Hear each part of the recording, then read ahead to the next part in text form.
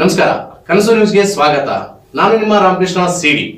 ಈಗ ವಾರ್ತೆಗಳ ವಿವರ. ಬಸವಲಿಂಗಾಯ ನಮಃ.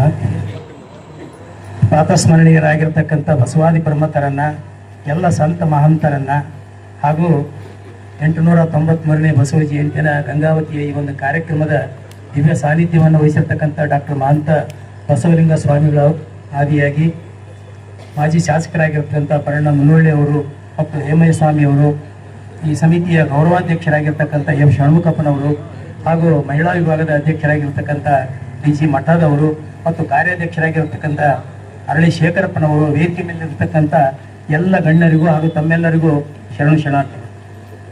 ಆದ್ಮೇಲೆ ನಾವು ಸಣ್ಣವರಿದ್ದಾಗ ಒಂದು ಮಾತು ಕೇಳಿದ್ವಿ, ಮೊದಲನೇ ದಿವಸದ ನಾಟಕ ನೋಡಬಾರ್ದು, ಕೊನೆ ದಿವಸದ ಸರ್ಕಸ್ ನೋಡಬಾರ್ದು. ಅದು ಯಾಕೆ ಹೇಳಿದಾರೋ ಗೊತ್ತಿಲ್ಲ. ಕೊನೆ ದಿವಸ ಸರ್ಕಸ್ ಅಂದರೆ ಅಲ್ಲಿ ಆಟಗಳು ಅವೆಲ್ಲ ಕಡಿಮೆ ಇರ್ತವೆ. ಯಾಕಂದ್ರೆ ಅವ್ರು ಇನ್ನೊಂದು ಬೇರೆ ಊರಿಗೆ ಹೋಗೋದ್ರಿಂದ ಆ ಕೊನೆ ದಿವಸ ಹೋದರೆ ಯಾವ ಊರು ನೋಡೋಕ್ಕಾಗೋದಿಲ್ಲ ಅಂತ ಹಿನ್ನೆಲೆಯಲ್ಲಿ ಅವ್ರು ಹೇಳಿರ್ಬೋದು. ಬಹಳ ವೇಳೆಯಾಗಿರೋದ್ರಿಂದ ನಾನು ಹೆಚ್ಚು ಸಮಯವನ್ನು ತೆಗೆದುಕೊಳ್ಳದೆ ಕೆಲವು ಮಾತುಗಳಿಂದ ಪ್ರಾಸ್ತಾವಿಕ ನನ್ನ ಮಾತುಗಳನ್ನು ಹೇಳ್ತೀನಿ. ಯಾವುದೇ ಒಂದು ಸಮಾರಂಭ ಪ್ರಾರಂಭ ಆಗಬೇಕಾದ್ರೆ ಜ್ಯೋತಿ ಬೆಳಗಿಸೋದ್ರ ಮುಖಾಂತರ ಉದ್ಘಾಟನೆ ಆಗುತ್ತೆ ಅಂತ ಹೇಳ್ತಾರೆ. ಇಲ್ಲದೇ ಇದ್ರೆ ಧ್ವಜಾರೋಹಣದ ಮುಖಾಂತರ ಉದ್ಘಾಟನೆ ಆಯಿತು ಅಂತಾರೆ. ಇಲ್ಲದೇ ಇದ್ರೆ ಬಸವಣ್ಣನವರ ಪುತ್ಥಳಿಗೆ ಪುಷ್ಪಾರ್ಪಣೆಯನ್ನ ಮಾಡೋದ್ರ ಮುಖಾಂತರ ಉದ್ಘಾಟನೆ ಆಯಿತು ಅಂತಾರೆ. ಇವತ್ತಿನ ವಿಶೇಷ ಏನಂದ್ರೆ ಆ ಮೂರು ಕಾರ್ಯಗಳು ಈ ವೇದಿಕೆಯಲ್ಲಿ ನಡೆದಿದ್ದಾವೆ. ಇದು ಇವತ್ತಿನ ಒಂದು ಕಾರ್ಯಕ್ರಮದ ವಿಶೇಷ. ಹಾಗೂ ನಾನು ಈ ಸಂದರ್ಭದಲ್ಲಿ ಇವತ್ತು ಈ ಸಂದರ್ಭವನ್ನು ಉಪಯೋಗಿಸಿ ಮಾತಾಡಬೇಕಾದ್ರೆ ನನಗೆ 38 ವರ್ಷಗಳ ಹಿಂದೆ ಅಲ್ಲಿ ಲಿಂಗಾನಂದ ಸ್ವಾಮಿಗಳು ವಿಶ್ವಧರ್ಮ ಪ್ರವಚನವನ್ನ ಅಲ್ಲಿ ಮಾಡಿದ್ರು. ಲಿಂಗಾನಂದ ಸ್ವಾಮಿಗಳು ವಿಶ್ವಧರ್ಮ ಪ್ರವಚನವನ್ನ 38 ವರ್ಷಗಳ ಹಿಂದೆ ಅದೇ ಜಾಗದಲ್ಲಿ ಮಾಡಿದ್ರು. ಅದು ಒಂದು ವಚನ ಬರುತ್ತೆ, ಶರಣರು ಮೆಟ್ಟಿದ ಧರೆ ಪಾವನವಯ್ಯ ಅಂತ. ಅದು ಏನು ಕಾಕತಾಳಿಯೋ ಧರ್ಮಕರ್ಮ ಸಂಯೋಗ ಗೊತ್ತಿಲ್ಲ. ಲಿಂಗಾನಂದ ಅಪ್ಪಾಜಿಯವರು ಅಲ್ಲಿ ಪ್ರವಚನ ಮಾಡಿದ ಮೇಲೆ ಬಸವಣ್ಣನವರ ಚಟುವಟಿಕೆಗಳು, ಶರಣಪರ ಚಟುವಟಿಕೆಗಳು ಒಂದಿಲ್ಲ ಒಂದು ಈ ಕೊಟ್ಟೂರು ಬಸವೇಶ್ವರ ದೇವಸ್ಥಾನದಲ್ಲಿ ನಡೀತಾ ಇದ್ದಾವೆ. ನಿಮಗೆಲ್ಲ ಗೊತ್ತು, ಏನೇ ಕಾರ್ಯಕ್ರಮ ಆದ್ರೂ ಕೂಡ ಕೊಟ್ಟೂರು ಬಸವೇಶ್ವರ ದೇವಸ್ಥಾನದಲ್ಲಿ ಆಗ್ತಾ ಇದ್ದಾವೆ. ಈ ಲಿಂಗಾನಂದ ಸ್ವಾಮಿಗಳು ಅಂತ ನಾನು ನೆನಪು ಮಾಡಿಕೊಂಡಿರೋದ್ರಿಂದ ಅವ್ರ ಪ್ರವಚನವನ್ನ ಸುಮಾರು 55 ದಿವಸಗಳ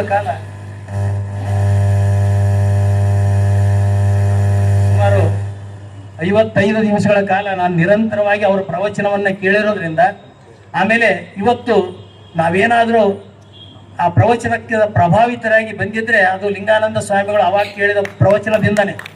ಆದ ಕಾರಣ ಅವರು ವಿಶ್ವಧರ್ಮ ಪ್ರವಚನದಲ್ಲಿ ಹೇಳ್ತಕ್ಕಂಥ ಒಂದು ದೃಷ್ಟಾಂತವನ್ನ ಹೇಳಿ ನಾನು ಮುಂದಿನ 2 ಮಾತುಗಳನ್ನು ಹೇಳ್ತೀನಿ. ಅವ್ರು ಹೇಳ್ತಿದ್ರು,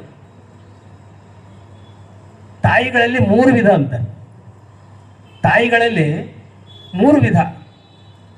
ಮೊದಲನೇ ಪ್ರಥಮ ದರ್ಜೆಯ ತಾಯಿ ಯಾರು ಅಂದ್ರೆ, ತನ್ನ ಮಗುವಿಗೆ ಯಾವಾಗ ಹಸಿವಾಗುತ್ತೋ ಅದನ್ನ ಅರಿತು ಆ ಮಗು ಅಳೋದಕ್ಕಿಂತ ಪೂರ್ವದಲ್ಲಿಯೇ ಆ ಮಗುವಿನ ಹಸುವನ್ನ ಗಮನಿಸಿ ಆ ಮಗುವಿಗೆ ಏನು ಹಾಲು ಕೊಡ್ತಾಳಲ್ಲ, ಅದು ಶ್ರೇಷ್ಠ ತಾಯಿ, ಪ್ರಥಮ ತಾಯಿ. ಎರಡನೇದು ಮಧ್ಯಮ ವರ್ಗದ ತಾಯಿ. ಮಧ್ಯಮ ವರ್ಗದ ತಾಯಿ ಹೆಂಗಂದ್ರೆ, ಮಗು ಹೊತ್ತಾಗ ಮಗುವಿಗೆ ಹಸಿವೆ ಆಗಿದೆ ಅಂತೇಳಿ ಆಗ ಮಗುವಿನ ಕಡೆ ನೋಡ್ತಾರಲ್ಲ, ಅವರು 2ನೇ ದರ್ಜೆಯ ತಾಯಿ. ಇನ್ನು 3ನೇ ದರ್ಜೆಯ ತಾಯಿ ಯಾವಂದ್ರೆ, ಮಗು ಅಳೋದಲ್ದ ಅಲ್ಲಿ ಅವರೇ ಲಿಂಗಾನಂದ ಸ್ವಾಮಿಗಳು ಹೇಳ್ತಿರು, ಮಗು ಹತ್ತು ಅಲ್ಲಿ 1-2 ಮಾಡ್ಕೊಂಡು ಎಲ್ಲ ರಮರಾಡಿ ಮಾಡ್ಕೊಂಡ್ರ ಸಹಿತ ಒಳ್ಳೊಳ್ಳಾರದ ತಾಯಿ 3ನೇ ದರ್ಜೆಯ ತಾಯಿ. ಅದ್ರಾಗ ಈ ಉದಾಹರಣೆಗಳನ್ನ ನಾವು ಎಲ್ಲಾ ರಂಗಗಳಲ್ಲಿ ಉಪಯೋಗಿಸ್ಬೋದು. ಆದ್ಮೇಲೆ ಬಸವಣ್ಣನವ್ರ ಬಗ್ಗೆ ಸಾಕಷ್ಟು ಹೇಳಿದೆ. ನಾನು ಒಂದು ಜನಪದ ನುಡಿಯನ್ನು ಹೇಳ್ತೀನಿ. ಕುಲಗೆಡಿಸಿ ಬಸವೇಶ ಕಲುಕು ಮಾಡಿದ ನಾಡ ಚಿಲಕ ಮುರದಂಗ ಬಾಗಲಕ ಅರಮನೆಯ ಮಲಕ ಮುರದಂಗ ಅರಸಿತ್ತು. ಬಸವಣ್ಣ ಏನ್ ಮಾಡಿದಂದ್ರೆ, ಅರಮನೆಯ ಚಿಲಕ ತೆಗಿಲಿಲ್ಲ, ಆ ಚಿಲಕನ ಮುರಿದ್ಬಿಟ್ನಂತ. ಅಂದ್ರೆ ಯಾರಾದ್ರೂ ಹೋಗ್ಬೋದು, ಯಾರಾದ್ರೂ ಬರ್ಬೋದು. ಆ ರೀತಿಯೊಳಗ ಬಸವಣ್ಣನವರು ಕಾರ್ಯವನ್ನ ಮಾಡಿದ್ರು. ಆಮೇಲೆ ಇವತ್ತು ತಮ್ಮೆಲ್ಲರಲ್ಲಿ ನಾನು ವಿನಂತಿಸಿಕೊಳ್ಳೋದೇನಂದ್ರೆ, ನಮ್ಮ ಭಾರತದಲ್ಲಿ ಹುಟ್ಟಿರ್ತಕ್ಕಂಥ ಧರ್ಮಗಳು ಯಾವ್ರಿ? ಯಾರಾದ್ರೂ ಒಬ್ರು ಹೇಳ್ಬೋದು. ಮತ್ತೆ ಅಧಿಕೃತವಾಗಿ ಅಂಗೀಕಾರವಾಗಿರ್ತಕ್ಕಂಥ ಧರ್ಮಗಳು ಭಾರತದಲ್ಲಿ ಅಧಿಕೃತವಾಗಿ ಅಂಗೀಕಾರವಾಗಿರ್ತಕ್ಕಂಥ ಸಂವಿಧಾನ ಮಾನ್ಯತೆ ಪಡೆದಿರ್ತಕ್ಕಂಥ ಧರ್ಮಗಳು ಬೌದ್ಧ, ಜೈನ ಮತ್ತು ಸಿಖ್ ಧರ್ಮ ಕೇವಲ 600 ವರ್ಷಗಳ ಹಿಂದೆ ಹುಟ್ಟಿರ್ತಕ್ಕಂಥ ಧರ್ಮ. ಇವತ್ತು ಇಡೀ ವಿಶ್ವದಲ್ಲೇ ಅವರು ತಮ್ಮ ಧರ್ಮವನ್ನು ಗುರುತಿಸಿಕೊಂಡಿದ್ದಾರೆ. ಇವತ್ತು ಬಸವಣ್ಣನವರ ಧರ್ಮ, ಲಿಂಗಾಯತ ಧರ್ಮ ಅಥವಾ ಬಸವ ಧರ್ಮ ಸಾಕಷ್ಟು ದಾಖಲೆಗಳಿದಾವೆ. ನಾನು ನಿಮ್ಮೆಲ್ಲರಲ್ಲಿ ಏನು ಕೇಳ್ತಂದ್ರೆ, ಬಸವಣ್ಣನ ಅನುಯಾಯಿಗಳು ಅನಿಸಿಕೊಂಡಿರ್ತಕ್ಕಂಥವ್ರು ಸ್ವತಂತ್ರ ಧರ್ಮಕ್ಕೆ ನೀವು ಸಪೋರ್ಟ್ ಮಾಡ್ರಿ. ಯಾರು ಬಸವ ಅನುಯಾಯಿಗಳಲ್ಲ, ಅವರು ಬಸವಾಭಿಮಾನಿಗಳಾಗಿ ಕನ್ನಡಿಗರಾಗಿ ಲಿಂಗಾಯತ ಧರ್ಮಕ್ಕೆ ನೀವು ಸಪೋರ್ಟ್ ಮಾಡಿ. ಅಲ್ರಿ, ವಿಶ್ವದಲ್ಲೇ ಇರ್ತಕ್ಕಂಥ ಈ ಭಾರತದಲ್ಲಿ ಹುಟ್ಟಿರ್ತಕ್ಕಂಥ ಕೇವಲ 3 ಧರ್ಮಗಳ ಜೊತೆಗೆ ಕರ್ನಾಟಕದಲ್ಲಿ ಹುಟ್ಟಿರ್ತಕ್ಕಂಥ ಒಂದು ಧರ್ಮ ವಿಶ್ವ ಧರ್ಮಗಳ ಸಾಲಿನಲ್ಲಿ ನಿಲ್ಲುತ್ತಂದ್ರೆ ನೀವು ಯಾಕೆ ಸಪೋರ್ಟ್ ಮಾಡಬಾರ್ದು? ನೀವು ಲಿಂಗಾಯತರಂತ ಮಾಡಬಾರ್ರಿ, ಕನ್ನಡದ ಧರ್ಮ ಅಂತ ಮಾಡ್ರಿ. ಕನ್ನಡದ ಧರ್ಮ ಅಂತ ಹೇಳಲಿಕ್ಕೆ ನಾನು ನಿಮಗೊಂದು ದಾಖಲೆ ಕೊಡ್ತೀನಿ. ಯಾವ ದಾಖಲೆ ಅಂದ್ರೆ ನಮ್ಮವ್ರು ಮಾಡಿದ ದಾಖಲೆ ಅಲ್ಲ. ನಿಮಗೆ ಕಿಟಲ್ ಡಿಕ್ಷನರಿ ಗೊತ್ತಲ್ಲ? ಕಿಟಲ್ ಡಿಕ್ಷನರಿ ಗೊತ್ತು ಅಂದ್ರೆ ಅವರು ಜರ್ಮನಿಯಲ್ಲಿ ಇರ್ತಕ್ಕಂಥವ್ರು ಈ ದೇಶಕ್ಕೆ ಬಂದು ನಮ್ಮ ಕನ್ನಡ ನಾಡಿಗೆ ಬಂದು ಕನ್ನಡವನ್ನ ಕಲಿತು ಅವರೇ ಬರೆದಿರ್ತಕ್ಕಂಥ ಕಿಟಲ್ ಡಿಕ್ಷನರಿ ಅಂತ ಒಂದು ಡಿಕ್ಷನರಿ ಇದೆ. ನಮಗೆ ಗೊತ್ತಿರಲಾರಂತ ಕನ್ನಡ ಶಬ್ದಗಳ ಅರ್ಥವನ್ನ ಆ ಡಿಕ್ಷನರಿ ಹುಡುಕಬಹುದು ನಾವು. ಅಂಥವ್ರು ತಮ್ಮ ಒಂದು ಮಾತು ಹೇಳ್ತಾರೆ, ನನಗೆ ಇಂಗ್ಲಿಷ್ ಗೊತ್ತಿಲ್ಲ, ಬಟ್ ಅದ್ರ ಕಂಠಪಾಠ ಮಾಡೀನಿ ನಾನು.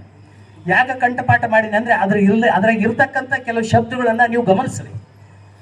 ಅದು ಕಿಟಲ್ ಸಾಹೇಬರು ಹೇಳಿರ್ತಕ್ಕಂಥ ಆ ಒಂದು ಇಂಗ್ಲಿಷಿನ ಒಂದು ವಾಕ್ಯಗಳಿದಾವಲ್ಲ, ಅದರಲ್ಲಿ ಏನು ಬರುತ್ತಂದ್ರೆ, ಬಸವಣ್ಣನವರು ಹುಟ್ಟಿರ್ತಕ್ಕಂಥ ಇಸ್ವಿ ಬಗ್ಗೆ ಕಿಟಲ್ ಅವರು ಅಲ್ಲಿ ಮೆನ್ಷನ್ ಮಾಡ್ತಾರೆ. ಅದ್ರ ಜೊತೆಗೆ ಕನ್ನಡದ ಧರ್ಮ ಅಂತ ಕಿಟಲ್ ಅವ್ರು ಹೇಳ್ತಾರೆ. ಕನ್ನಡದ ಧರ್ಮ ಅದನ್ನ ಲಿಂಗಾಯತ ಧರ್ಮ ಅದನ್ನ ಯಾರು ಸ್ಥಾಪನೆ ಮಾಡಿದ್ರು ಅಂದ್ರೆ ಬಸವ ಕಲ್ಯಾಣದಲ್ಲಿ ಇರ್ತಕ್ಕಂಥ ಬಸವಣ್ಣನವರು ಸ್ಥಾಪನೆ ಮಾಡಿರೋದಂತ ಜರ್ಮನಿಯಿಂದ ಬಂದಿರತಕ್ಕಂಥ ಕಿಟಲ್ ಅವ್ರು ಹೇಳ್ತಾರೆ. ಮತ್ತೆ ಹೀಗಿರುವಾಗ ನೀವೆಲ್ಲರೂ ಅದಕ್ಕೆ ಸಪೋರ್ಟ್ ಮಾಡಬೇಕು ಅಂತ ನಾನು ಈ ಸಂದರ್ಭದಲ್ಲಿ ಕೇಳ್ತಾ, ಅವ್ರು ಏನು ಹೇಳ್ತಾರೆ ಆ ಶಬ್ದಗಳನ್ನು ತಾವು ಇಂಗ್ಲಿಷ್ ಬಲ್ಲವರು ಗಮನಿಸ್ರಿ.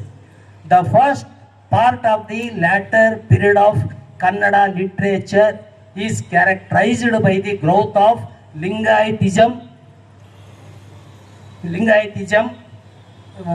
which characterized by the growth of Lingayatism is between 1160 or 68 or somewhat later had been established at the Kalyanapura by the Basava, the minister of Bijjala kingdom.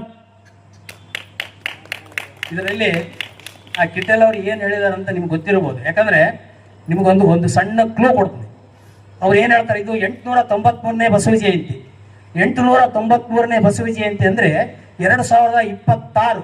ಅದರಲ್ಲಿ 893 ಕಳೆದ್ರೆ 1133 ವರ್ಷಗಳ ಕೆಳಗೆ ಬಸವಣ್ಣನವರು ಜನ್ಮ ತಾಳ್ಯಾರ. ಅವ್ರು ಏನು ಹೇಳ್ತಾರ, 1160 ಮತ್ತು 68 ಅಂತಾರ.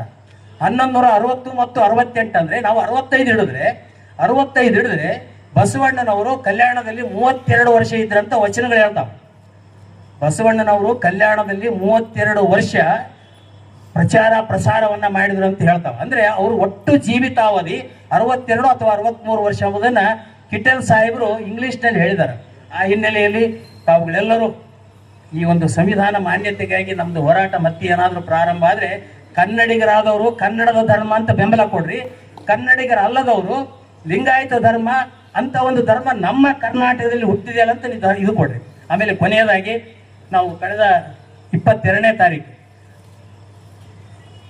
Some events cast their shadows ಅಂತ ಕೆಲವು ವಿದ್ಯಮಾನಗಳು ಬೆಳಕಿನ ನೆರಳಿನ ಮುಖಾಂತರ ನಮಗೆ ಗೋಚರಿಸ್ತಾವಂತ. ಅದರಂಗೆ ಪ್ರತಿಯೊಂದು ಊರಲ್ಲಿ ರಾಷ್ಟ್ರೀಯ ಬಸವದಳದ ಏನಾದರೂ ಒಂದು ಕಾರ್ಯಕ್ರಮ ಆದರೆ ಸಮಾನ ಮನಸ್ಸಿಗಿರ್ತಕ್ಕಂಥ ಬಸವ ಕೇಂದ್ರ ಇರ್ಬೋದು, ಶರಣ ಸಾಹಿತ್ಯ ಪರಿಷತ್ ಎಲ್ಲವೂ ಅದಕ್ಕೆ ವಿರೋಧ ವ್ಯಕ್ತಪಡಿಸ್ತಾರೆ. ಆದರೆ ಮೊನ್ನೆ ಗಂಗಾವತಿಯಲ್ಲಿ ನಡೆದಿರ್ತಕ್ಕಂಥ 22ನೇ ತಾರೀಕಿನ ಕಾರ್ಯಕ್ರಮಕ್ಕೆ ಅದು ಹೆಂಗಾಯ್ತು ಅಂದರೆ 6 ಕಾರ್ಯಕ್ರಮಗಳಲ್ಲಿ 7ನೇದು ನಮ್ಮ ಪರಣ್ಣ ಸಾಹೇಬರು ಪ್ರತಿ ಸಲ ಹೇಳ್ತಿರ್ತಾರೆ, ಗಂಗಾವತಿಯಲ್ಲಿ ಕನ್ನಡ ಸಾಹಿತ್ಯ ಸಮ್ಮೇಳನದ ದಾಖಲೆ ಇವತ್ತು ಯಾರೂ ಮುರಿದಿಲ್ಲ ಅಂತ. ಈ ಸ್ಮರಣೋತ್ಸವದ ಕಾರ್ಯಕ್ರಮದ ದಾಖಲೆ ಕೂಡ ಮುಂದೆ ಕೂಡ ಯಾರು ಮುರಿತಾರಿಲ್ಲ ಗೊತ್ತಿಲ್ಲ. ಅಷ್ಟು ಅದ್ಭುತವಾಗಿ ಆ ಕಾರ್ಯಕ್ರಮ ನಡೆದಿದೆ. ಅದರ ಪ್ರಭಾವವೋ ಏನೋ, ನಾವೆಲ್ಲರೂ ಕೂಡಿ ಮಾಡಿದ ಪ್ರಭಾವವೇನೋ, ಇಲ್ಲಿರ್ತಕ್ಕಂಥ ಎಲ್ಲ ಯೋಗ ಕೇಂದ್ರದವರು, ಇಡೀ ಯೋಗ ಕೇಂದ್ರದವರು ನಮ್ಮ ಶ್ಯಾಮಮೂರ್ತಿ ಐಲಿಯವರ ನೇತೃತ್ವದಲ್ಲಿ ಒಟ್ಟಾಗಿ ಈ 11 ದಿವಸ ಎಲ್ಲರೂ ಕೂಡಿ ಇಲ್ಲೇ ಅವರು ಯೋಗವನ್ನು ಮಾಡ್ತಿದ್ದಾರೆ. ಇದು ಒಂದು ಬಹಳ ಬಹಳ ನಮಗೆ ಅಭಿಮಾನ ಪಡ್ತಕ್ಕಂಥ ಸಂಗತಿ. ಆ ಮನಸ್ಸುಗಳು ಎಲ್ಲರೂ ಕೂಡಿ ಇಲ್ಲಿ ಏನೋ ಯೋಗ ಮಾಡಬೇಕಂತ ನಿರ್ಧಾರ ಮಾಡಿದಿರಿ. ಅವರೆಲ್ಲರಿಗೂ ಮತ್ತೊಮ್ಮೆ ಈ ಒಂದು ಮುಖಾಂತರ ನಾನು ಅವರೆಲ್ಲರಿಗೂ ಧನ್ಯವಾದಗಳನ್ನು ಅರ್ಪಿಸಿ, ತಾವೆಲ್ಲರೂ ಈ ಕಾರ್ಯಕ್ರಮದ ಮುಖಾಂತರ ಹೆಚ್ಚಿಗೆ ಪ್ರಚಾರವನ್ನು ಕೊಡಬೇಕು. ಹೆಣ್ಮಕ್ಳು ಧಾರಾವಾಹಿ ಬಿಟ್ಟು ಇಷ್ಟು ಮಂದಿರಲ್ಲ, ಅದ ಭಾಳ ಗ್ರೇಟ್. ಅದ್ರ ಜೊತೆಗೆ ನೀವೆಲ್ಲರೂ ಈ ಕಾರ್ಯಕ್ರಮದ ಬಗ್ಗೆ ನೀವು ಬೇರೆಯವರಿಗೆ ಪ್ರಚಾರ ಮಾಡಬೇಕು. ನಾವು ಏನೇ ಮಾಡಿದ್ರು ತಿಂಗಳಿಂದ ಹೇಳಿದ್ರು ಕೂಡ ಅದು ಅಷ್ಟು ಪ್ರಚಾರ ಆಗೋದಲ್ಲ. ನೀವು ಇಲ್ಲ ಭಾಳ ಚೆನ್ನಾಗಿದೆ ಕಾರ್ಯಕ್ರಮ, ಬರ್ರಿ, ಪ್ರಸಾದದ ವ್ಯವಸ್ಥೆ ಇರುತ್ತೆ, ಪ್ರಸಾದ ಮುಗಿಸ್ಕೊಂಡು ತಾವೆಲ್ಲರೂ ಕಾರ್ಯಕ್ರಮದಲ್ಲಿ ಭಾಗಿಯಾಗಿ ನಿಮಗೆ ಏನು ಕೊಡೋದಾಗದಿದ್ರು ಕೂಡ ಇಷ್ಟರ ಸಹಕಾರ ಕೊಡ್ರಿ. ನಮಗೆ ನಿಮ್ಗೆ ಏನು ಈಗ ಒಂದೊಂದು ಕಾರ್ಯಕ್ರಮ ಮಾಡಬೇಕಾದ್ರೆ ದುಡ್ಡು ಕೊಡ್ತಾರ ಕೆಲವೊಂದು ಏನು ಕೊಳ್ಳಾರ್ದವರು ನಿಮ್ಮ ಸಹಕಾರ ಆದ್ರೂ ಕೊಡ್ರಿ. ನಿಮ್ಮ ಸಹಕಾರ ಕೊಟ್ಟು ಈ ಕಾರ್ಯಕ್ರಮ ಯಶಸ್ವಿಗೊಳಿಸ್ಬೇಕಂತ ಕೇಳ್ತಾ ಇದ್ದೀನಿ. ಧನ್ಯವಾದ. ಶರಣ ಶರಣ.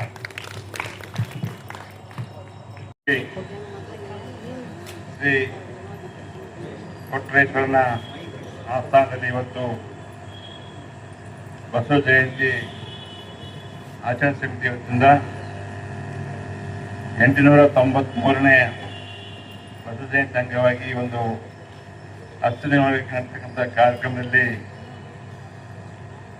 ಇದೀಗ ತಾನೇ ಧ್ವಜಾರೋಹಣ ಮತ್ತು ಉದ್ಘಾಟನೆ ಕಾರ್ಯಕ್ರಮದ ಪೂಜ್ಯ ಸಾನ್ನಿಧ್ಯವಿರ್ತಕ್ಕಂಥ ಪೂಜ್ಯ ಶ್ರೀ ಡಾಕ್ಟರ್ ಮಹಾಂತ ಬಸವಲಿಂಗ ಮಹಾಸ್ವಾಮಿಯವರ ಪಾದಗಳಿಗೆ ವಂದಿಸುತ್ತಾ ಈ ಭಾಗದ ಪದ್ಮಶ್ರೀ ಪುರಸ್ಕೃತರಾದ ಶ್ರೀಮತಿ ಮಂಜಮ್ಮ ಜೋಗಿ ತಾಕನವರಿಗೂ ನಮಸ್ಕರಿಸಿ, ಈ ಸಮಾರಂಭದ ಅಧ್ಯಕ್ಷರಾಗಿರ್ತಕ್ಕಂಥ ಆತ್ಮೀಯ ಸ್ನೇಹಿತರು, ಮಾಜಿ ಶಾಸಕರಾದ ಪರಣವರೇ, ಆತ್ಮೀಯರು, ಹಿರಿಯರು, ಈ ಒಂದು ಬಸವ ಜಯಂತಿಯ ಗೌರವಾಧ್ಯಕ್ಷರನ್ನು ಇರ್ತಕ್ಕಂಥ ಎಫ್ ಷಣ್ಮುಖಪ್ಪನವರೇ, ನಮ್ಮೆಲ್ಲರ ಗುರುಗಳು, ಹಿರಿಯರು, ಮಾರ್ಗದರ್ಶಕಂತ ಶ್ರೀಮತಿ DGM ಮಠದವರೇ, ಇನ್ನೋರು ಸ್ನೇಹಿತರಿರ್ತಕ್ಕಂಥ ಹಳ್ಳಿ ಶೇಖರಪ್ಪನವರೇ, ಹಾಗೂ ನಮ್ಮವರಾದಂಥ ಶ್ರೀ ಗಿರೇಗೌಡರೇ, ಮಾನಸಮ್ಮಗೌಡರೇ ಮತ್ತು ಇಲ್ಲಿರ್ತಕ್ಕಂಥ ಚನ್ನಬಸಪ್ಪನವರೇ, ಮಹಾಲಕ್ಷ್ಮಿ ಅವರೇ, ರತ್ನಮ್ಮ ಅವರೇ, ಹಾಗೂ ನಮ್ಮ ಕಂಪ್ನಿಯಿಂದ ಬಂದಂಥ MS ಅವರೇ, ನಾಗರಾಜ್ ಅವರೇ,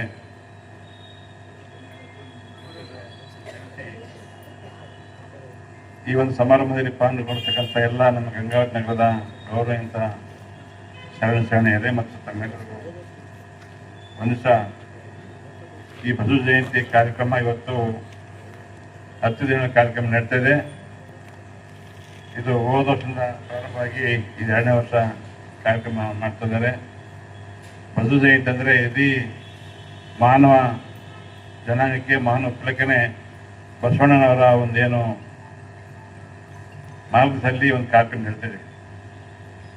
ಬಸವಣ್ಣವರು ಈ ಭಾಗದವರಾದರೂ ನಮ್ಮ ಕುಳ್ಳು ಸಂಘದಲ್ಲಿ ಇರ್ತಕ್ಕಂಥ ಮಹಾನ್ ವ್ಯಕ್ತಿಗಳಾಗಿ ಬೀರದಲ್ಲಿರ್ತಕ್ಕಂಥ ಪುಸ್ತಕಗಳ ಸಾಕಷ್ಟು ಬಗ್ಗೆ ಅನಿಸಿ, ಬಸವಣ್ಣವ್ರು ಹೇಳ್ಬೇಕಾದ್ರೆ ಸಾಕಷ್ಟು ಸಮಯ ಬೇಕು, ಅವಕಾಶ ಬೇಕು.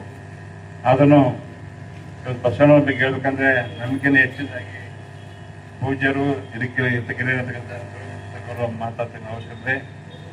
ಇವತ್ತು ಇಷ್ಟೇ ಹೇಳೋದು, ಬಸವಣ್ಣವರು ಯಾವುದೇ ಒಂದು ಜಾತಿ ಧರ್ಮಕ್ಕಾಗಲ್ಲ, ಇಡೀ ಮಾನವ ಕುಲಕ್ಕೇ ಅವರು ಒಬ್ಬ ಮಾನವ ವ್ಯಕ್ತಿಯಾಗಿ ಒಂದು ಮಾಡಿದಂಥ ಪುಣ್ಯ ಪುರುಷರು.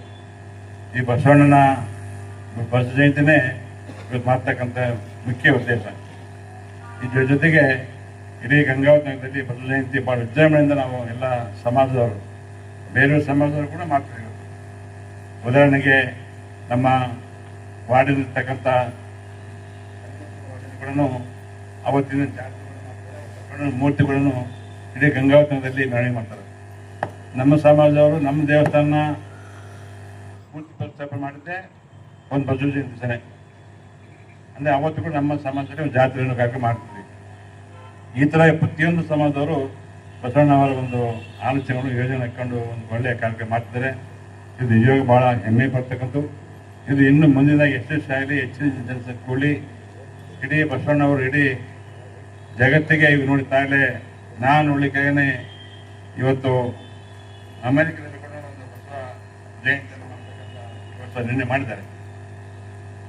ಇಂಗ್ಲೆಂಡಲ್ಲಿ ಕೂಡ ಒಂದು ಸ್ಥಾಪನೆ ಆಯಿತು. ನಾವು ಕೂಡ ಇಂಗ್ಲೆಂಡ್ ನೋಡಿ ಬಂದಿವಿ. ಅಂದರೆ ಬಸವಣ್ಣವರು ಇಡೀ ನಮ್ಮ ಭಾರತಕ್ಕಲ್ಲ ಪ್ರಪಂಚಕ್ಕೇ ಒಂದು ಒಳ್ಳೆಯ ಹೆಸರಾಗಿ ಕೀರ್ತಿ ತಂತಕ್ಕಂಥ ಮಹಾನ್ ವ್ಯಕ್ತಿಯಾಗಿದ್ದಾರೆ. ಅವರ ಸ್ಮರಣೆಯನ್ನು ಎಷ್ಟು ಮಾಡಿದ್ರು ಕಮ್ಮಿನೇ. ನಿಮ್ಮ ಕಡೆ ಇನ್ನೂ ಹೆಚ್ಚಿನ ಕಾಲಾವಕಾಶ ಕಳಬೇಕಿತ್ತು. ನಾನು ಅದು 6 ನೋವು ಸರಿಯಾಗಿ ಬಂದಿದ್ದೆ. ಮತ್ತು ನಮ್ಮ ಮೇಲೆ ಬದಲಾವಣೆ ಆಗ್ಬೋದು ಯಾರು. ಆದ್ರೂ ನೋಡ್ತಿದ್ದಕ್ಕೆ ಕರೆಕ್ಟ್ ಸಮಯ ಆಗಿದೆ. ನಾನು ಬೇರೆ ಇನ್ನು 2-3 ಮದುವೆ ಕಾರ್ಯಕ್ರಮದ ಎಲ್ಲ ಕಡೆ ಹೋಗಬೇಕಾಗಿದೆ. ನಮ್ಮೆಲ್ಲರ ಅಪ್ಪಣೆ ಪಡೆದುಕೊಂಡು ಪಡ್ಕೊಂಡು ನಮ್ಮ ಜೋಗ ಮಕ್ಕಳನ್ನ ಅಪ್ಪಣೆ ಪಡೆದುಕೊಂಡು ನನಗೆ ಅವಕಾಶ ಮಾಡಿಕೊಡ್ಬೇಕು. ನನಗೆ ಈ ಒಂದು ಸಮಾರಂಭದಲ್ಲಿ ಪಾಲ್ಗೊಳ್ಳಲಿಕ್ಕೆ ಅವಕಾಶ ಮಾಡಿಕೊಡ್ತಾ ಈ ಬಸವ ಜಯಂತಿಯ ಆಚರಣೆ ಸಮಿತಿ ಎಲ್ಲ ಗೌರವ ಸದಸ್ಯರು, ಅಧ್ಯಕ್ಷರು, ಪದಾಧಿಕಾರಿಗಳಿಗೂ ಮುಖ್ಯವಾಗಿ ಈ ಒಂದು ಬಸವ ಸಮಿತಿಯ ಸದಸ್ಯರು ಎಲ್ಲರಿಗೂ ನನ್ನ ಕೃತಜ್ಞತೆ ಸಲ್ಲಿಸಿ ನನ್ನ ಮಾತು ಮುಗಿಸ್ತೀನಿ. ತಮ್ಮೆಲ್ಲರೂ ನಮಸ್ಕಾರ, ಒಳ್ಳೆಯದಲ್ಲಿ.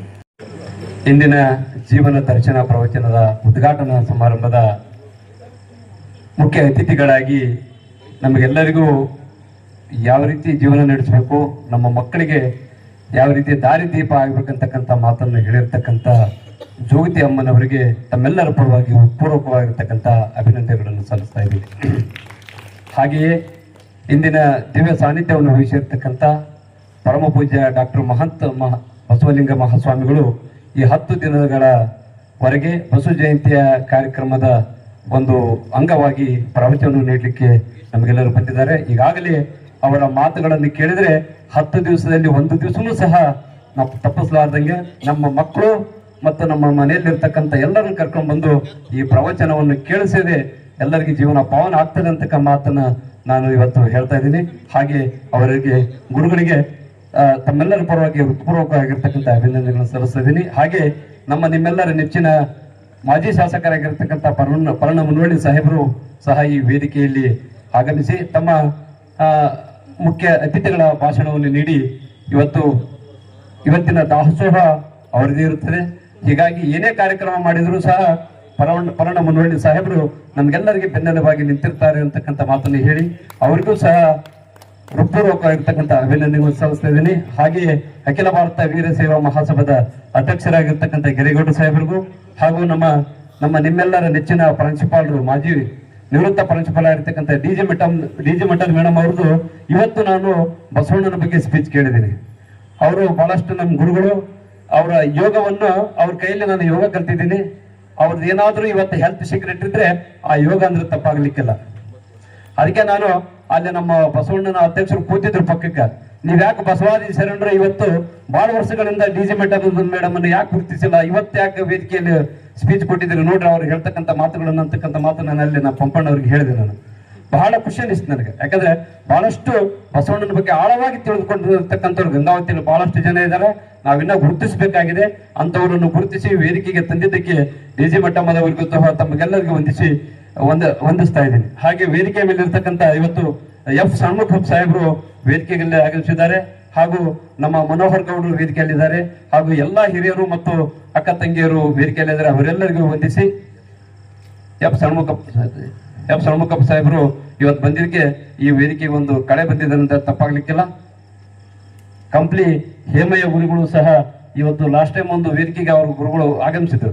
ಅವರು ಸಹ ಈ ವೇದಿಕೆಯಲ್ಲಿದ್ದಾರೆ. ಅವರಿಗೆಲ್ಲರಿಗೂ ತಮ್ಮೆಲ್ಲರ ಪರವಾಗಿ ಮತ್ತೊಮ್ಮೆ ಹೃತ್ಪೂರ್ವಕವಾದ ಅಭಿನಂದನೆ ಸಲ್ಲಿಸಿದ್ದೇನೆ. ಹಾಗೆ ಮಾಧ್ಯಮ ಮಿತ್ರರಿಗೂ ಮತ್ತು ಈ ಒಂದು ಕಾರ್ಯಕ್ರಮವನ್ನು ಪ್ರವಚನವನ್ನು ಕೇಳಲಿಕ್ಕೆ ಬಂದಿರತಕ್ಕಂಥ ತಮಗೆಲ್ಲರಿಗೂ ವಂದಿಸಿ ಈ ವಂದನಾರ್ಪಣೆ ಕಾರ್ಯಕ್ರಮವನ್ನು ನಾನು ಮುಗಿಸ್ತಾ ಇದ್ದೀನಿ. ಜೈ ಹಿಂದ್, ಜೈ ಕರ್ನಾಟಕ.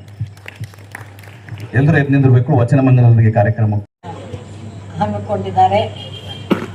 ಅದರ ಉದ್ಘಾಟನಾ ಸಮಾರಂಭದ ಇಂದಿನ ದಿನ ಸಾನ್ನಿಧ್ಯವನ್ನು ವಹಿಸಿದಂತಹ ಮಹಾಂತ ಬಸವಲಿಂಗ ಸ್ವಾಮಿಗಳವರ ಪಾದಾರವಿಂದಗಳಲ್ಲಿ ನನ್ನ ಅನಂತ ನಮಸ್ಕಾರಗಳನ್ನು ಅರ್ಪಿಸಿ, ವೇದಿಕೆಯ ಮೇಲೆ ಆಸೀನರಾಗಿರುವ ಎಲ್ಲ ಗುರು ಹಿರಿಯರ ಪಾದಗಳಿಗೂ ಹಾಗೂ ಇಲ್ಲಿ ನೆರೆದಿರುವ ಎಲ್ಲ ತಂದೆ ತಾಯಿಗಳ ಅಂತರಾತ್ಮಕ್ಕೆ ನನ್ನ ಶರಣು. ನಾನು ಇನ್ನು ಹೆಚ್ಚಿನ ಮಾತನಾಡೋದಕ್ಕೆ ಬಂದಿಲ್ಲ. ನಾನು ಈ ಪ್ರವಚನದಲ್ಲಿ ಭಾಗವಹಿಸೋದಕ್ಕೆ ಬಂದಿದ್ದೀನಿ, ಕೇಳುವುದಾಗಿ. ಆದರೂ 1-2 ಮಾತು. ನನಗೂ ಅಭಿಮಾನ. ಹುಟ್ಟಿದ ಆರೋಗ್ಯದಿಂದ ನನಗೆ ಶರಣರು, ಬಸವಣ್ಣನವರ ಶರಣ ಸಾಹಿತ್ಯ, ಅದರ ಬಗ್ಗೆ ಬಹಳಷ್ಟು ನಮ್ಮ ತಂದೆ ತಾಯಿಯಿಂದ ನನಗೆ ಬಂದಂತಹ ಸಂಸ್ಕಾರ.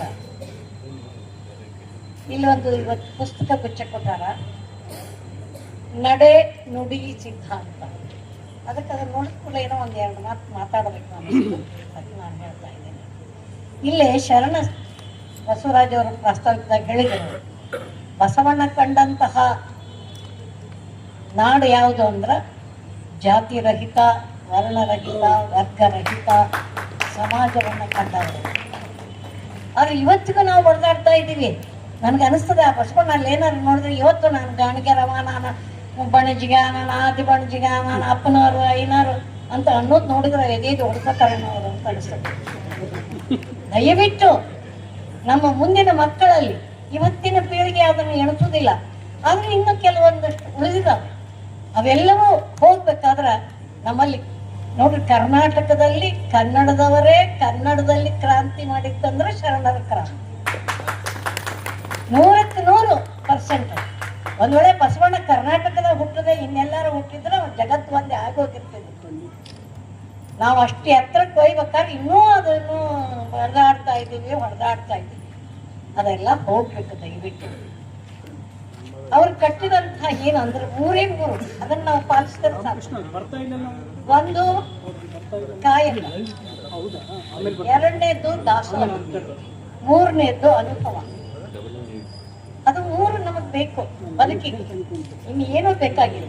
ಆಮೇಲೆ ಅವರ ಸಪ್ತ ಸೂತ್ರಗಳು, ಕಳಬೇಡ, ಕೊಲಬೇಡ. ನಾವು ಇನ್ನೂ ವಚನಗಳನ್ನು ಏನು ಬಹಳಷ್ಟು ಸರಳೀಕರಣ ಮಾಡ್ತೀವಿ ಅಂತ ಹೇಳ್ಕೊಬೇಡ್ರಿ. ಅದು ಎಷ್ಟು ಸರಳ ಬೇಕು ಅಷ್ಟು ಸರಳ ಕೊಟ್ಬಿಟ್ಟಾರೆ. ಕಳಬೇಡ ಯಾರಿಗೆ ಅರ್ಥ ಆಗೋದಿಲ್ಲ. ಕಳಬೇಡ, ಕೊಲಬೇಡ, ಹುಸಿಗೆ ನುಡಿಯಲು ಬೇಡ, ಕನ್ನ ಬಣ್ಣಿಸಬೇಡ, ಎದುರು ಹಣ್ಣಲು ಬೇಡ, ಮುನಿಯ ಬಿಡಿಲ್ಲ. 7 ಸೂತ್ರಗಳ ಇಷ್ಟು ನಾವು ಪಾಲಿಸಿದ್ರೆ ಏನು ಮಾಡೋದು ಬೇಡ. ನೀವು ಯಾವುದೂ ಏನು ಬೇಕಾಗಿಲ್ಲ, ಇಷ್ಟು ನಮ್ಮ ಜೀವನದೊಳಗೆ ಬಂದ್ರೆ ಸಾಕು. ಇಲ್ಲಿ ನಡೆ ನುಡಿ ಅಂತ ಬಂದದ್ದಕ್ಕೆ ನನಗೆ ಅಕ್ಕ ಮಹಾದೇವಿ ಒಂದು ವಚನಗಳನ್ನು ಹೇಳಿ ನಾನು ಮುಗಿಸ್ತಾ ಇದ್ದೇನೆ. ಕಲ್ಯಾಣಕ್ಕೆ ಅಕ್ಕ ಮಹಾದೇವಿ ಬಂದಾಗ ಅಲ್ಲಿ ಎಲ್ಲರಿಗೂ ಯಾರಪ್ಪ ಈಕೇನು ಬಂದು ಏನು ಅಲ್ಲ, ಇವತ್ತೇನೋ ಹೆಣ್ಣು ಮಕ್ಕಳು ಹೊರಗೆ ಹೋದ್ರೆ ಅದನ್ನು ಕೇಳಿದ್ರೆ ಇನ್ನು ಎತ್ತಿ ಎಣಿಸುವಂಥ ಕಾಲ ಅಂತ 12ನೇ ಶತಮಾನದಾಗ ಅಕ್ಕ ಮುಡುತಡಿಯಿಂದ ಅಲ್ಲಿ ಮಟ್ಟ ಹೋದ್ಲು ಕಲ್ಯಾಣಕ್ಕಂದ್ರೆ ಹೆಂಗೆ ಹೋಗಿರ್ಬೇಕು ವಿಚಾರ ಮಾಡ್ರಿ. ನಾವು ಬರೀ ಮೇಲೆ ಮಾತಾಡೋದಲ್ಲ, ಸಾಕಷ್ಟು ಕಷ್ಟಗಳನ್ನ ಅಕ್ಕಿ ಎದುರಿಸಿದ್ವಿ. ಆದರೂ ಅಲ್ಲಮ ಪ್ರಭು ದೇವರಿಗೆ ಅಕ್ಕಿ ವ್ಯಕ್ತಿತ್ವವನ್ನು ಎತ್ತಿ ತೋರಿಸಬೇಕಾಗಿತ್ತು. ಅದಕ್ಕೆ ಅನೇಕ ಪ್ರಶ್ನೆಗಳನ್ನ ಹಾಕ್ತಾರಕ್ಕಿ. ಅದಕ್ಕಲ್ಲೇ ಒಂದು ಪ್ರಶ್ನೆ ಬರ್ತದೆ, ಯಾರು ಹಿರಿಯರು ಅಂತೇಳಿ. ಯಾರಿಗನ್ಬೇಕು ಹಿರಿಯರು? ಅದಕ್ಕೆ ಅಲ್ಲಿ ಚನ್ನಬಸವಣ್ಣವರು ಮಹಾಜ್ಞಾನಿ, ವಯಸ್ಸಿನಲ್ಲಿ ಚಿಕ್ಕವರಾಗಿದ್ರು ಕೂಡ ಬಹಳಷ್ಟು ಚಂದ ಹೇಳ್ತಾರೆ. ಅವ್ರು 2 ವಚನಗಳು ನಮ್ಮ ಅವಾಗ ನಾನು ಕೋಟ್ ಮಾಡ್ತಾ ಇರ್ತೀನಿ.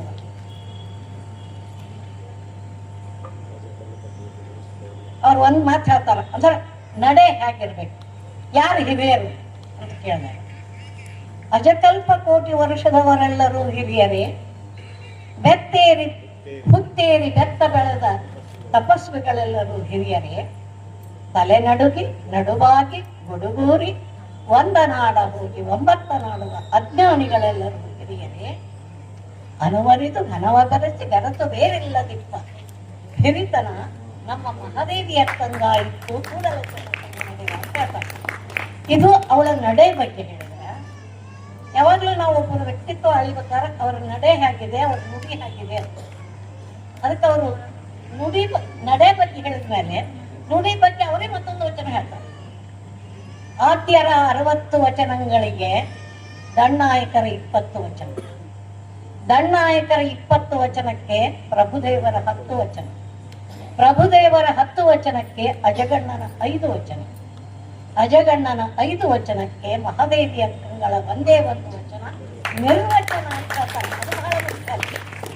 ಯಾಕೆ ಇನ್ನೊಬ್ರು ಯಾರು ಒಂದು ಅರ್ಧ ವಚನ ಅಂತ ಅಂದ್ರೆ ಅಲ್ಲಿ ನಿರ್ವಚನ ಅಂತ ಕೊಟ್ಬಿಟ್ರೆ ನುಡಿ. ಇದು ಇವತ್ತು ಆದ್ಯರ 60 ವಚನಗಳು, ಯಾಕಂದ್ರೆ ಶರಣರ್ಕಿಂತಲೂ ಮೊದಲೇನು ದೇವರದಾಸಿಮಯ್ಯ ಅವರೆಲ್ಲ ಹಿಂದೆ ಬರ್ತಾರೆ, ಅವರೆಲ್ಲ ಅನೇಕರು ಮಾಡಿದ್ದಾರೆ.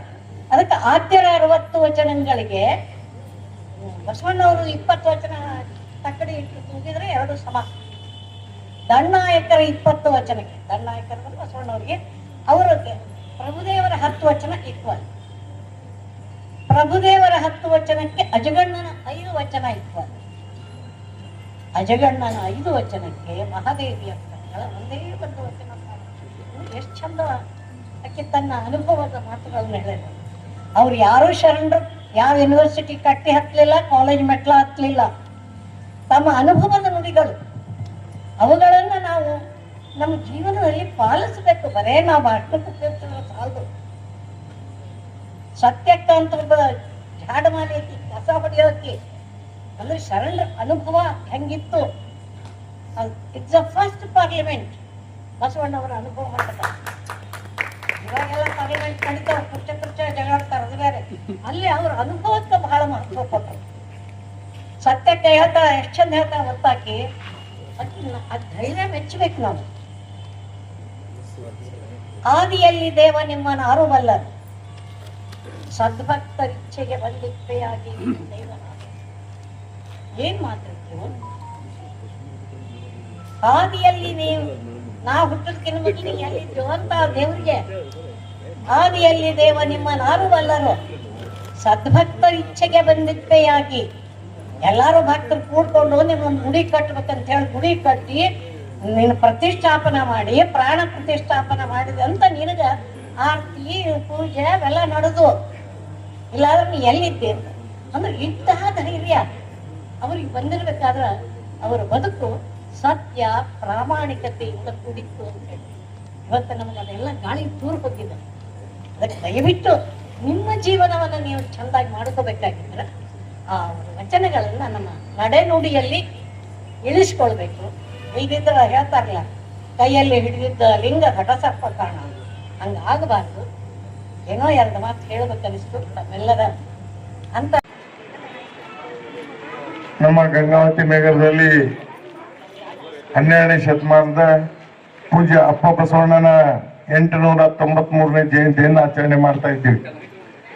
ಇವತ್ತು ಪೂಜ್ಯ ಮಹಾಂತ ಬಸವಲಿಂಗ ಸ್ವಾಮಿಗಳ 10 ದಿನ ಪ್ರವಚನ ಇವತ್ತು ಉದ್ಘಾಟನೆ ಆಗಿದೆ. ಜೊತೆಗೆ ನಾನು ಎಲ್ಲರಲ್ಲಿ ಮನವಿ ಮಾಡೋದು ಅಂದ್ರೆ ಬಸವ ತತ್ವವನ್ನು ಕೇಳೋದ್ರ ಮುಖಾಂತರ ಆ ಪ್ರವಚನದಲ್ಲಿ ಸಹಿತ 10 ದಿನಗಳ ಕಾಲ ಎಲ್ಲರೂ ಹೆಚ್ಚಿನ ಸಂಖ್ಯೆಯಲ್ಲಿ ಭಾಗವಹಿಸಬೇಕನ್ನುವಂಥ ಮನವಿಯನ್ನು ನಾನು ಮುಖ್ಯವಾಗಿ ಮಾಡಲಿಕ್ಕೆ ಬಯಸ್ತಾ ಇದ್ದೀನಿ. ಯಾಕೆಂದ್ರೆ ಪದ್ಮಶ್ರೀ ಪ್ರಶಸ್ತಿ ವಿಜೇತೆ ಶ್ರೀಮತಿ ಮಂಜಮ್ಮ ಜೋಗತಿಯವರು ಅದ್ಭುತವಾಗಿ ತಮ್ಮ ಅನುಭವದ ಮಾತುಗಳನ್ನು ಆಡೋದ್ರ ಜೊತೆಗೆ ಜಾನಪದ ಸಾಹಿತ್ಯದ ಮುಖಾಂತರ ತಮ್ಮನ್ನು ತಾವು ತೊಡಗಿಸಿಕೊಳ್ಳುವುದರ ಮುಖಾಂತರ ಪದ್ಮಶ್ರೀ ಪ್ರಶಸ್ತಿಯನ್ನು ಪಡೆದಿದ್ದಾರೆ. ನಿಜವಾಗಿ ಅವರ ಭಾವನೆ, ಅವರ ಒಂದು ಏನು ವಿಶೇಷವಾಗಿ ಅವರು ಮಾತನಾಡಿದ ಸಂದರ್ಭದಲ್ಲಿ ನಾವೆಲ್ಲರೂ ಸಮಾನತೆಯ ಒಂದು ವಿಷಯವಾಗಿ ಸಾಕಷ್ಟು ಮಾತುಗಳನ್ನು ಆಡಿದ್ದಾರೆ. ಆದ ಕಾರಣ ನಾನು ಎಲ್ಲ ಬಸವ ಬಂಧುಗಳಲ್ಲಿ ಮನವಿ ಮಾಡ್ತಾ ಇದ್ದೀನಿ. 10 ದಿನಗಳ ಕಾಲ ಈ ಪ್ರವಚನ ನಡೀತಾ ಇದೆ. ಎಲ್ಲರೂ ಸಹಿತ ಹೆಚ್ಚಿನ ಸಂಖ್ಯೆಯಲ್ಲಿ ಭಾಗವಹಿಸುವುದರ ಮುಖಾಂತರ ಬಸವ ಜಯಂತಿನ ಅದ್ದೂರಿಯಾಗಿ ಆಚರಣೆ ಮಾಡೋದ್ರ ಜೊತೆಗೆ 12ನೇ ಶತಮಾನದ ಬಸವಣ್ಣನ ವಚನ ಸಾಹಿತ್ಯವನ್ನ ನಮ್ಮೆಲ್ಲರಲ್ಲಿ ಸಹಿತ ಅಳವಡಿಸುವ ಮುಖಾಂತರ ಕಾರ್ಯ ಮಾಡಬೇಕಾಗಿದೆ ಅನ್ನುವಂಥ ಮಾತನ್ನ ಮುಖ್ಯವಾಗಿ ನಾನು ಎಲ್ಲ ಬಸವ ಬಂಧುಗಳಲ್ಲಿ ಹೇಳಲಿಕ್ಕೆ ಬಯಸ್ತಾ ಇದ್ದೀನಿ. ಯಾಕೆಂದ್ರೆ ನಮ್ಮಲ್ಲಿ ಒಂದು ಮಾತಿದೆ. ಯಾಕೆಂದ್ರೆ ಬಸವಣ್ಣನವರ ವಚನದಲ್ಲಿ ಲೋಕದ ಡೊಂಕ ನೀವೇ ಕೆತ್ತಿದ್ದೋರಿ, ನಿಮ್ಮ ತನುವ ಸಂತೈಸಿಕೊಳ್ಳಿ, ನಿಮ್ಮ ಮನವ ಸಂತೈಸಿಕೊಳ್ಳಿ, ನೆರೆಮನೆಯ ದುಃಖಕ್ಕೆ ಅಳುವವರ ಮೆಚ್ಚನು ನಮ್ಮ ಕೂಡಲ ಸಂಗಮ ದೇವ ಅನ್ನೋ ಹಾಗೆ ನಾವೆಲ್ಲರೂ ಸಹಿತ ನಮ್ಮ ಮನಸ್ಸನ್ನು ತಿದ್ದುಕೊಳ್ಳುವಂತ ಕಾರ್ಯ ಆಗ್ಬೇಕಾಗಿದೆ. ಜೊತೆಗೆ ನಾವು ಏನೇ ಮಾಡಬೇಕಾಗಿದ್ದು ಸಹಿತ ಮೊದಲು ನಮ್ಮ ಮನಸ್ಸಲ್ಲಿ ಇದ್ರೆ ಮುಂದಿನ ದಿನಗಳು ಎಲ್ಲರಿಗೂ ನಾವು ಹೇಳಲಿಕ್ಕೆ ಹಕ್ಕಿರ್ತದೆ. ಆ ದಿಶೆಯಲ್ಲಿ ಬಸವಣ್ಣ ಅನೇಕ ವಚನ ಸಾಹಿತ್ಯದಲ್ಲಿ ತಮ್ಮನ್ನು ತಾವು ತೊಡಗಿಸುವುದರ ಮುಖಾಂತರ ಇದು ದೊಡ್ಡ ಕಾರ್ಯವನ್ನು ಮಾಡಿದ್ದಾರೆ. ಜೊತೆಗೆ 11ನೇ ಶತಮಾನದಲ್ಲಿ ಅವರು ಮಾಡಿದಂತ ಕಾರ್ಯ ವಚನ ಸಾಹಿತ್ಯ ಅದ್ಭುತವಾಗಿದೆ. ಅನೇಕ ಪೂಜ್ಯರ ಫೋಟೋಗಳನ್ನ ಚಿತ್ರಗಳನ್ನು ತಾವು ಹಾಕಿದ್ದೀರಿ. ನಿಜವಾಗಿ ಇವತ್ತು 12ನೇ ಶತಮಾನದಲ್ಲಿ ಅಪ್ಪ ಬಸವಣ್ಣನ ಜೊತೆಗೆ ಅನೇಕ ಶರಣರು ಸಹಿತ ಇವತ್ತು ಕಾರ್ಯ ಮಾಡೋದ್ರ ಮುಖಾಂತರ ಈ ಶರಣ ಸಾಹಿತ್ಯವನ್ನ ವಚನ ಸಾಹಿತ್ಯವನ್ನು ಬೆಳೆಸುವಂತ ಒಂದು ಮಹತ್ ಕಾರ್ಯವನ್ನು ಮಾಡಿದವರು ಪೂಜ್ಯ ಅಪ್ಪ ಬಸವಣ್ಣನವರು ಅನ್ನುವಂಥ ಮಾತನ್ನು ಸಹಿತ ಅವರ ಆದರ್ಶ ಜೀವನ, ಅವರು ಮಾಡಿದಂತ ಸಿದ್ಧಾಂತಗಳನ್ನು ನಮ್ಮ ಜೀವನದಲ್ಲಿ ಅಳವಡಿಸಿಕೊಳ್ಳೋದ್ರ ಮುಖಾಂತರ ಕಾರ್ಯ ಮಾಡಬೇಕಾಗಿದೆ ಅನ್ನುವಂಥ ಮಾತನ್ನು ಈ ಸಂದರ್ಭದಲ್ಲಿ ಹೇಳೋದ್ರ ಜೊತೆಗೆ ಮೊನ್ನೆ ತಾನೇ ನಾವು ವಿಶೇಷವಾಗಿ ಬಸವಗೀತೆ ಪುಸ್ತಕವನ್ನ ಬಿಡುಗಡೆ ಮಾಡಿದ್ವಿ. ಯಾಕೆ ಹೇಳ್ತೀನಿ ಅಂದ್ರೆ ಈ ತಿಂಗಳು ಪೂರ್ತಿ ಬಸವ ಜಯಂತಿ ಅಂಗವಾಗಿ ಅಂತೆ ಅಥವಾ ಏನೋ ಬಸವಣ್ಣ ಭವಿಷ್ಯ ಗಂಗಾವತಿಗೆ ಬಂದ್ಬಿಟ್ಟ ಅನ್ಸ್ತದ. ಯಾಕಂದ್ರೆ ಎಲ್ಲ ಕಾರ್ಯಕ್ರಮಗಳು ಸಹಿತ ಬಸವ ಜಯಂತಿ ಕಾರ್ಯಕ್ರಮ ಗಂಗಾವತಿಯಲ್ಲಿ ನಡೀತಾ ಇದ್ದಾವೆ. ಅವರ ಆದರ್ಶಗಳನ್ನ ಅವರು ಒಂದು ಹಾಕಿಕೊಟ್ಟಂತ ಮಾರ್ಗದಲ್ಲಿ ಏನಂತೀವಲ್ಲ ನಾವು, ನಡೆ ಕಲಿಸಿದ ಬಸವಣ್ಣ, ನುಡಿ ಕಲಿಸಿದ ಬಸವಣ್ಣ, ನಡೆದಾಡುವಂತ ಜೀವನವನ್ನು ಕಲಿಸಿದಾತ ಬಸವಣ್ಣ ಅನ್ನುವಂತ ಹಾಗೆ ನಾವೆಲ್ಲರೂ ಕಾರ್ಯ ಮಾಡಬೇಕಾಗಿದೆ ಅನ್ನುವಂತ ಮಾತನ್ನ ಈ ಸಂದರ್ಭದಲ್ಲಿ ಹೇಳೋದ್ರ ಜೊತೆಗೆ ವಿಶೇಷವಾಗಿ 10 ದಿನಗಳ ಕಾಲ ಪೂಜ್ಯರ ಪ್ರವಚನ ಕೇಳುವಂತ ಒಂದು ಕಾರ್ಯವನ್ನು ನಾವೆಲ್ಲರೂ ಮಾಡೋಣ. ಹೆಚ್ಚಿನ ಸಂಖ್ಯೆಯಲ್ಲಿ ಈಗಾಗಲೇ ಮಂಜಮ್ಮ ಜೋಗತಿಯವರು ಹೇಳಿದ ಹಾಗೆ ಮಕ್ಕಳನ್ನ ಮತ್ತು ಯುವ ಪೀಳಿಗೆಯನ್ನು ಕರೆದುಕೊಂಡು ಬರುವಂತ ಒಂದು ಕಾರ್ಯ ಆಗ್ಬೇಕಾಗಿದೆ. ಯಾಕೆಂದ್ರೆ ಪುರಾಣ ಪ್ರವಚನಗಳನ್ನು ಕೇಳುವಂತ ಒಂದು ಮಹತ್ ಕಾರ್ಯ ನಡೆದಾಗ ಮಾತ್ರ ಮುಂದಿನ ಯುವ ಪೀಳಿಗೆ ಆ ಬಸವಣ್ಣನವರ ಸಾಹಿತ್ಯವನ್ನ, ವಚನ ಸಾಹಿತ್ಯದ ಮುಖಾಂತರ ನಾವೇನು ಕಾರ್ಯ ಮಾಡ್ತಾ ಇದ್ದೀವಿ ಆ ಕಾರ್ಯವನ್ನು ತಿಳುವಳಿಕೆ ಕೊಡುವಂತ ಒಂದು ಕಾರ್ಯ ನಮ್ಮೆಲ್ಲರಿಂದ ಆಗ್ಬೇಕಾಗಿದೆ ಅನ್ನುವಂತ ಮಾತನ್ನು ಈ ಸಂದರ್ಭದಲ್ಲಿ ಹೇಳೋದ್ರ ಜೊತೆಗೆ ಈಗಾಗಲೇ ಪ್ರಾಸ್ತಾವಿಕವಾಗಿ ಹೇಳಿದ ಹಾಗೆ ನಮ್ಮ ಬಸವರಾಜ್ ಅವರು ಹೇಳಿದಾಗೆ ಏನಂತಂದ್ರೆ ಲಿಂಗಾನಂದ ಸ್ವಾಮಿಗಳು ಇವತ್ತು ಇಲ್ಲೇನು ಕಾರ್ಯಕ್ರಮ ಮಾಡೋದ್ರ ಮುಖಾಂತರ ನಮ್ಗೆಲ್ಲರಿಗೂ ಮಾರ್ಗದರ್ಶಕರಾಗಿದ್ದರು. ನಾನು ಪದೇ ಪದೇ ಹೇಳ್ತಾ ಇದ್ದೇನೆ, ಗಂಗಾವತಿ ಅಂದ್ರ ಸಂತರು ಶರಣರು ಮಹಾಂತರು ನಡೆದಾಡಿದಂತ ಪುಣ್ಯ ಭೂಮಿ ನಮ್ಮ ಗಂಗಾವತಿ ಅನ್ನುವಂತ ಮಾತನ್ನು ಸಹಿತ ನಾವು ನೆನಪಿಸ್ಕೊಳ್ಬೇಕಾಗ್ತದೆ. ಜೊತೆಗೆ ನಮ್ಮಲ್ಲಿ ಸಂಸ್ಕೃತಿ ಸಂಪ್ರದಾಯ ಸಂಸ್ಕಾರವನ್ನು ನೀಡುವಂತ ಕಾರ್ಯವನ್ನ ಎಲ್ಲರೂ ಮಾಡ್ತಾ ಇದ್ದಾರೆ ಅನ್ನುವಂತ ಮಾತನ್ನು ಈ ಸಂದರ್ಭದಲ್ಲಿ ಹೇಳಿ, ವಿಶೇಷವಾಗಿ ಪೂಜ್ಯರ 10 ದಿನಗಳ ಕಾಲ ಅವ್ರು ಏನು ಪ್ರವಚನ ಮಾಡ್ತಾ ಇರ್ತಾರೆ, ಎಲ್ಲರೂ ಹೆಚ್ಚಿನ ಸಂಖ್ಯೆಯಲ್ಲಿ ಭಾಗವಹಿಸಿ ಈ ಬಸವ ಜಯಂತಿಯನ್ನು ಅದ್ದೂರಿಯಾಗಿ ಆಚರಣೆ ಮಾಡೋದ್ರ ಜೊತೆಗೆ ಅವ್ರ 12ನೇ ಶತಮಾನದ ವಚನ ಸಾಹಿತ್ಯ, ಅದ್ಭುತವಾದಂತ ವಚನ ಸಾಹಿತ್ಯ, ಕಾಯಕವೇ ಕೈಲಾಸ ಅನ್ನುವಂತ ಒಂದು ಮಾತನ್ನು ಅವ್ರು ಏನ್ ಹೇಳ್ತಾರೆ ಅದನ್ನ ಆಚರಣೆ ತರೋದ್ರ ಮುಖಾಂತರ ನಾವು ಕಾರ್ಯ ಮಾಡಿದಾಗ ಇನ್ನೂ ಸಮಾಜದಲ್ಲಿ ಹೆಚ್ಚಿನ ಸುಧಾರಣೆ ಆಗ್ಲಿಕ್ಕೆ ಸಾಧ್ಯ ಅನ್ನುವಂತ ಮಾತನ್ನು ಈ ಸಂದರ್ಭದಲ್ಲಿ ಹೇಳಿ, ವಿಶೇಷವಾಗಿ ಬಸವ ಬಂಧುಗಳು, ಬಸವ ದಳ ಇರ್ಬೋದು, ಬಸವ ಕೇಂದ್ರ ಇರ್ಬೋದು, ಅನೇಕರು ತಾವೆಲ್ಲರೂ ಕೂಡ್ಕೊಂಡು ಏನು ಕಾರ್ಯ ಮಾಡ್ತಾ ಇದ್ದೀರಿ, ನಿಮ್ಮೆಲ್ಲರ ಜೊತೆಗೆ ನಾವು ಸಹಿತ ಕೂಡಿಕೊಂಡು ಕಾರ್ಯ ಮಾಡುವಂತ ಒಂದು ಅವಕಾಶವನ್ನು ಕೊಟ್ಟಿದ್ದೀರಿ ಅನ್ನುವಂತ ಮಾತನ್ನು ಸಹಿತ ಈ ಸಂದರ್ಭದಲ್ಲಿ ಹೇಳಿ, ದಿನಾನು ಸಹಿತ ಪ್ರಸಾದ ವ್ಯವಸ್ಥೆ ಇದೆ ಇಲ್ಲಿ ನನಗನ್ಸೋ ಮಟ್ಟಿಗೆ. ಅದಕ್ಕೆ ಮುಗಿದ ನಂತರ ಪ್ರಸಾದವನ್ನು ಸೇವಿಸೋದ್ರ ಮುಖಾಂತರ ಈಗ ನನ್ನ ಅನಿಸಿಕೆ ಪ್ರಕಾರ ಊಟನೂ ಬೇರೆ, ಪ್ರಸಾದನೂ ಬೇರೆ. ಪ್ರಸಾದ ಅಂದ್ರೆ ಒಂದು ಭಕ್ತಿಯ ಭಾವನೆ ಬರ್ತದಲ್ಲಿ. ಆ ದಿಶೆಯಲ್ಲಿ ದಿನವೂ ಸಹಿತ ಎಲ್ಲರಿಗೂ ಪ್ರಸಾದ ವ್ಯವಸ್ಥೆಯನ್ನ ಇವ ಸಮಿತಿಯವರು ಮಾಡಿದ್ದಾರೆ ಅನ್ನುವಂತ ಮಾತನ್ನು ಈ ಸಂದರ್ಭದಲ್ಲಿ ಹೇಳಿ, ಆಗಮಿಸಿದಂತ ಎಲ್ಲರಿಗೂ ಮತ್ತೊಮ್ಮೆ ಶರಣಗಳನ್ನು ಸಮರ್ಪಣೆ ಮಾಡಿ ನನ್ನ 2 ಮಾತುಗಳನ್ನು ಮುಗಿಸ್ತಾ ಇದ್ದೇನೆ. ಎಲ್ಲರಿಗೂ ಶರಣಾರ್ಥಿ. ಬಹಳ ಔಚಿತ್ಯಪೂರ್ಣವಾಗಿರ್ತಕ್ಕಂಥ ಮಾತುಗಳನ್ನು ಹೇಳೋದ್ರ ಮೂಲಕ ಪ್ರಸಾದನೆ ಬೇರೆ